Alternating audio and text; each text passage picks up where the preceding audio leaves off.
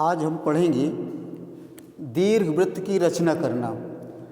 यदि हमको लघुअक्ष और दीर्घअक्ष ज्ञात हैं तो उनके आधार पर हमको दीर्घवृत्त की रचना करना है। लेकिन दीर्घवृत्त रचने की कई विधियां होती हैं, तो ये आपकी विधि में बता रहा हूँ रेखाओं की कटान विधि द्वारा। जो रेखाएं काटती हैं तो उन रेखाओं के द्वारा आपको ये बनाना है। लेकिन इसमें आपको ये ध्यान रखना है कि दीर्घअक्ष और लघुअक्ष काल्पनिक दे दिया है, उनकी नाप नहीं दिया है। तो जब भी कभी नाप भी दे दे तो नाप के आधार पर आप रेखाएं खींच करके बनाएंगे। लेकिन इसके पहले मैं आपको एक बात और बता दूं, विशेष चीज़, क्योंकि इनमें रचना नहीं लिखनी पड़ती है, हम रेखाओं के माध्यम से ही उत्तर देते हैं। तो पहली बात हमें जानकारी ये होना चाहिए कि आखिर वो कौन सी रेखाएं हैं जिनके द्वारा हम उत्तर देंगे। तो देखिए, पहली रेखा होती है आपकी ज्ञात रेखा।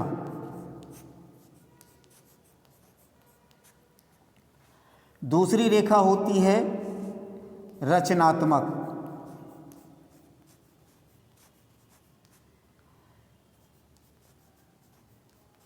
और तीसरी होती है अभीष्ट।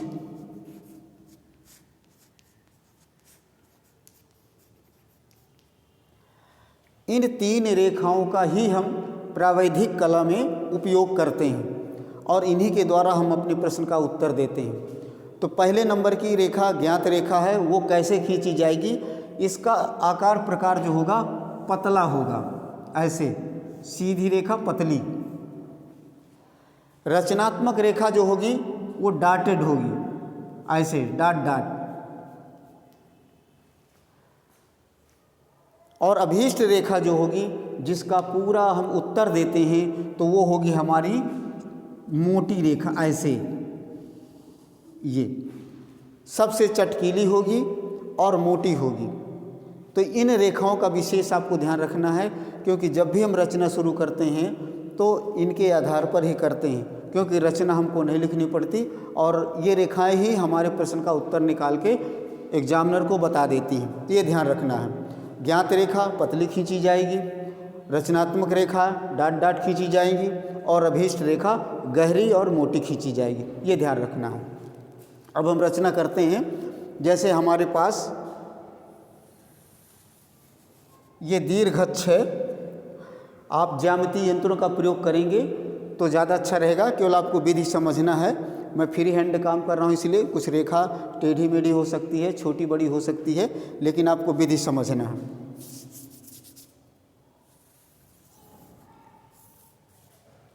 ये आपका दीर्घअक्ष काखा हो गया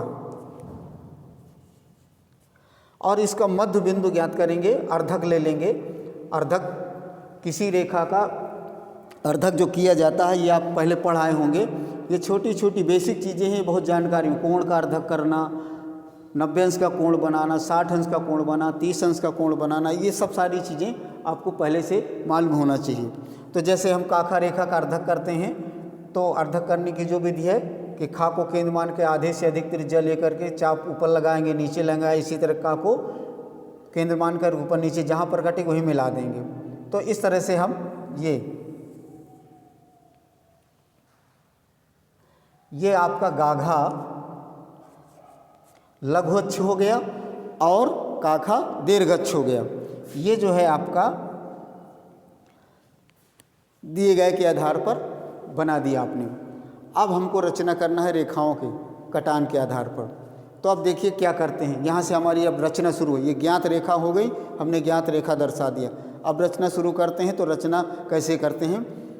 काखा के समानांतर माने दीर्घअक्ष के समानांतर गा बिंदु से हम ऐसे करके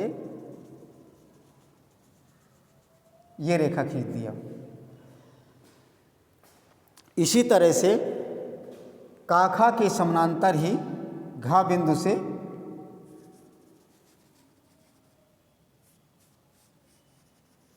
ऐसे घा बिंदु से एक समानांतर रेखा खींच दिया।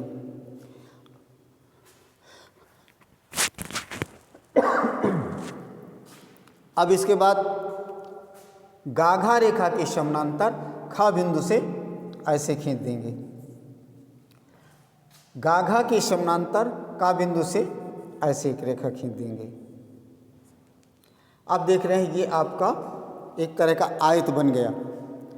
अब ये जब आयत बन गया तो अब आगे की क्रिया क्या होती है ये समझना है। ये आपका देखिए मध्य बिंदु है, तो यहाँ से यहाँ तक 4 भाग इसके करेंगे। कितने भाग करेंगे? 4 भाग। तो आप नाप करके पटरी स्केल से जो है, मैं तो अनुमान से के ले रहा हूँ ये, इसी तरह से इसके भी 4 भाग करेंगे ये, और नंबरिंग कर देंगे 1 2 3, इधर से 1 2 3, बाहर से अंदर की ओर चलेंगे, ये ध्यान रखना सदैव। अब आगे देखिए क्या करना है। यहाँ से यहाँ तक यदि हम पढ़ने की दृष्टि से यहाँ पर इसको भी चा छा जा और झा बिंदु डाल दें तो थोड़ा बताने के लिए सुगमता हो जाएगी। अब ये काचा जो है इसके भी हम 4 भाग करेंगे, ये ऐसे, और काछा भी है इसके भी हम 4 भाग करेंगे ये। इसी तरह से खाजा के भी हम 4 भाग करेंगे और खाजा के भी 4 भाग करेंगे। इस तरह से नंबरिंग कैसे होगी? ये एक तरह का केंद्र बन गया, तो इधर से ऊपर को, इधर से नीचे को, माने सब बाहर की ओर जाएंगे। 1 2 3, 1 2 3, 1 2 3, 1 2 3। ये विशेष ध्यान रखना है कि ये सेंटर बन गया आपके बाहर जाने का, बिखरने का। 1 2 3 इधर, 1 2 3 ऊपर, 1 2 3 नीचे, और कहीं उल्टा नंबर पड़ गए तो वहीं पर आपका सवाल गलत हो जाएगा। इस बात का विशेष ध्यान रखेंगे। अब हम आगे अगली रचना करते हैं। इसी में गा बिंदु से क्रमशः मिलाते हैं, ऐसे करके आप स्केल रख करके ऐसे मिलाएंगे। गा बिंदु से 2 नंबर को मिलाएंगे, गा नंबर से 1 नंबर को मिलाएंगे, इसी तरह से इधर भी मिलाएंगे 3 को, 2 को और 1 को। अब इसी तरह से नीचे काम करेंगे। यहाँ पर 3 को मिलाया, 2 को मिलाया, 1 को मिलाया, इधर से भी 1 को मिलाया, 2 को मिलाया, 3 को मिलाया।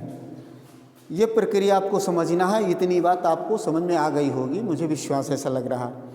अब आगे क्या करते हैं, पुनः गा के पास चलते हैं। गा से 1 को मिलाएंगे और इतना बढ़ाएंगे कि जहाँ पर 1 की रेखा मिल जाएगी तो वहीं रुक जाएंगे। फिर गा से 2 को मिलाएंगे और इतना बढ़ाएंगे जहाँ 2 की रेखा मिल जाएगी वहाँ रुक जाएंगे। गा से 3 को मिलाएंगे और जहाँ 3 की रेखा मिल जाएगी वहीं पर रुक जाएंगे। तो यही प्रक्रिया गा से इधर भी करना है, इधर भी करना है, घा से इधर भी करना है और इधर भी करना है। तो अब चलिए देखिए करते हैं। गा से 3 को मिलाते हैं ऐसे और इतना बढ़ाते हैं कि ये 3 मिल गया, यहाँ ये बिंदु आपको मिला। अब 2 को मिलाते हैं, ये 2 यहाँ मिल गया। 1 को मिलाते हैं तो यहाँ मिल गया ये।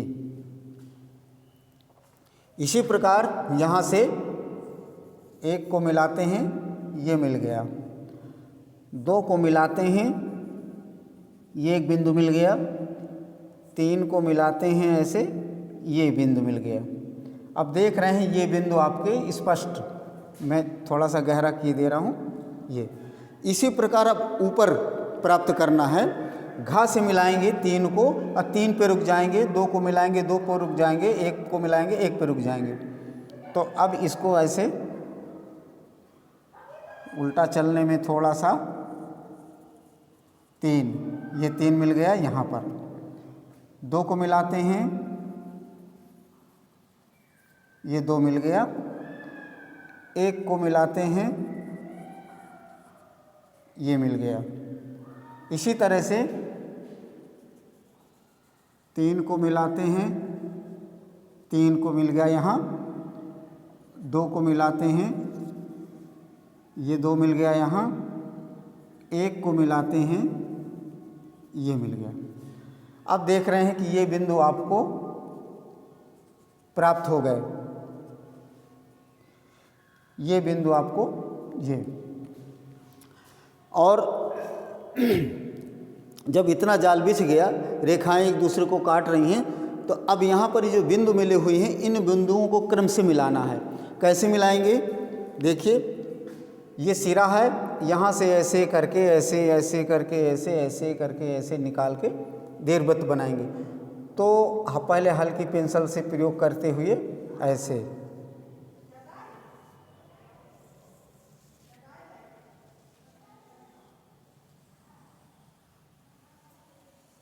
ये इस तरह से। अब देखिए, चटक करते हैं हम इसको गहरा करके,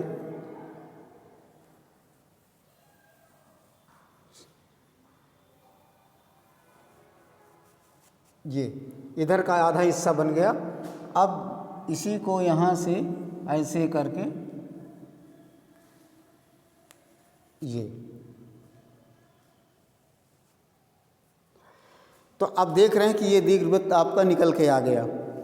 हमने मोटी रेखा से थोड़ा सा गहरा कर दिया, तो ये आपकी अभीष्ट रेखा बन गई। तो अब देखो, इसमें तीनों रेखाएं आपको दिखाई दे रही हैं। जो अक्ष खींचे थे आपकी पतली रेखाएं ज्ञात रेखा हो गई, और डॉटेड जितनी हैं ये रचनात्मक रेखा हो गई। अब जब आप उत्तर पे पहुंच गए दीर्घवृत्त की रचना पे, वो अभीष्ट रेखा से आपका दीर्घवृत्त तैयार हो गया। तो आशा है, मुझे विश्वास है कि आपको समझ में आया होगा। यदि आप अपने मित्रों को शेयर करें, वो भी इसका लाभ लें, यही मेरी सफलता का कारण होगा। आपको बहुत बहुत धन्यवाद, सहयोग के लिए भी धन्यवाद।